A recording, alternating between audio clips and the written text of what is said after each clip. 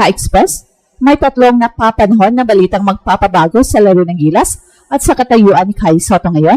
Una ay may mga ulat na sinolusyonan na daw ni Kai ang pinakamalaking kahinaan niya, ang kakulangan ng lakas ng kanyang katawan.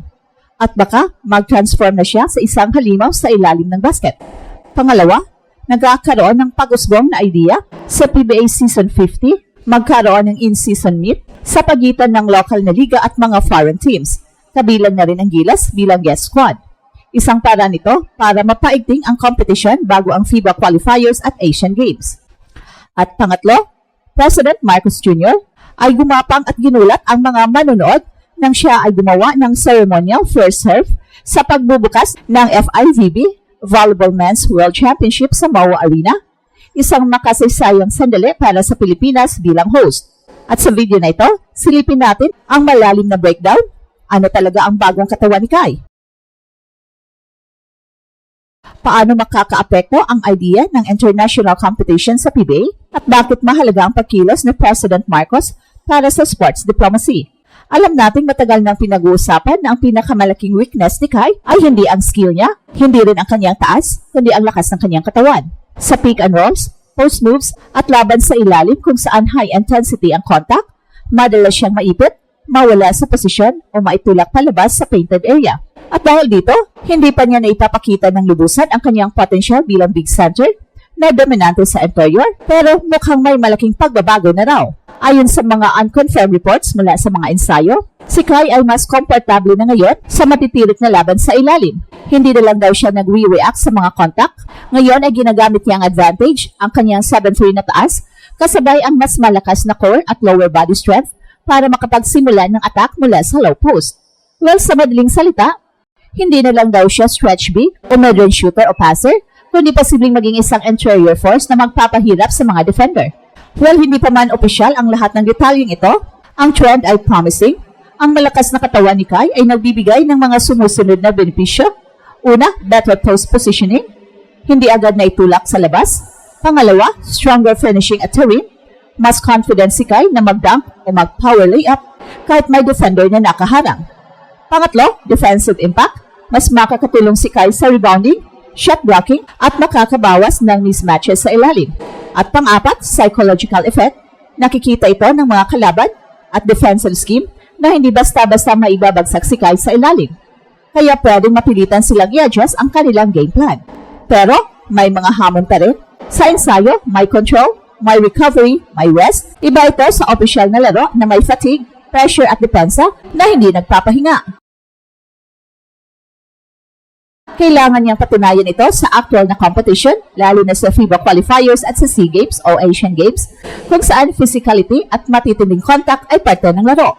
At kung magpapatuloy ang improvement na ito, mas malakas na katawan, mas dominanting presence sa under, at kombinasyon ng post moves, last shooting, plus mobility, maaaring makita natin si Kai hindi lang bilang promising big man, kundi bilang isang multi-dimensional interior star. At sa ganitong anyo, mas lumalapit siya sa pagiging handa para sa mga international na hamon at muling magpapataas ng expectation sa kanya bilang leader ng Gilas Core. At bukod sa balitang transformation ni Kai, malaking usapan din ngayon ang plano ng PBA para sa Season 50. Ayon sa mga ulat, pinag-aaralan ng liga na magkakaroon ng in-season meet na maglalapit ng PBA teams kontra sa mga foreign clubs at posibleng paglahok din ng Gilas Pilipinas bilang guest squad. Ang ideyang ito ay parang hybrid ng regular na PBA season at international pocket tournament. At kapag matutuloy, malaking exposure ito, hindi lang para sa mga local stars, kundi pati na rin sa mga manlalaro ng Gilas. At bakit? Kasi sa bawat laro kontra international competition, mas nasusubok ang bilis, physicality at execution ng mga Pinoy Cagers. Hindi itong simpleng tune-up dahil official part ito ng season na may kasamang pressure at crowd energy. Kung babalikan, hindi ito first time na may guest team ang PBA. Naranasan na rin noong nakaraan na sumali ang Gilas Bulls sa Governor's Cup at Commissioner's Cup para masanay sa competitive setting bago ang major FIBA events. Ang twist ngayon ay mas malaki at mas international ang approach. Para sa Gilas, malaking tulong ito, lalo na kung sabay sa preparasyon para sa SEA Games o Asian Cup qualifiers. Mas madali sila makaka-develop ng chemistry dahil sa tuloy-tuloy na competitive games kesa puro ensayo lamang. Para naman sa mga fans, dagdag excitement ito dahil makikita nilang sabay na naglalaro ang mga PBA stars at Gilas core players sa loob ng iisang torneo. At kung ma-finalize, magiging malaking hakbang ito patungo sa pag-level up ng local na liga, habang sabay na tinutulungan ang Gilas na manatiling battle ready. Isang malaking sorpresa ang naganap sa pagbubukas ng 2025 FIVB Volleyball Men's World Cup sa Manila. Hindi lang mga international volleyball stars ang nagpasiklab, kundi mismo si President Ferdinand Marcos Jr. na gumawa ng ceremonial first serve upang opisyal na simulan ang torneo. Ito ang kauna-unahang pagkakataon na tinanggap ng Pilipinas ang FIVB Worlds at natuwa lamang na maging malaki ang seremonya. Ang paglahok mismo ng ating presidente sa opening serve ay malinaw na pahayag.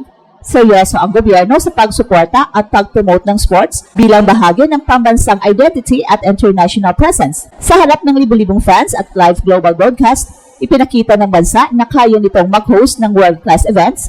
Para sa Pilipinas, hindi lang ito simpleng volleyball tournament, isa itong pagkakataon upang ipakita ang kakayahan ng bansa bilang sports hub sa Asia. Kung successful ang hosting, maaring magbubukas ito ng pinto para sa iba pang major international tournaments sa basketball, football o iba pang sports. Malaki rin ang epekto nito sa sports diplomacy. Ang presensya ng ating presidente ay nagpapadala ng mensahe sa ibang bansa na bukas ang Pilipinas sa international cooperation sa larangan ng sports at tourism. Ang bawat visitor, athlete at fan na nandito ay nagdadala ng economic activity at soft power advantage para sa bansa. Bukod pa rito, nakaka-inspire din ito sa mga kabataang atleta.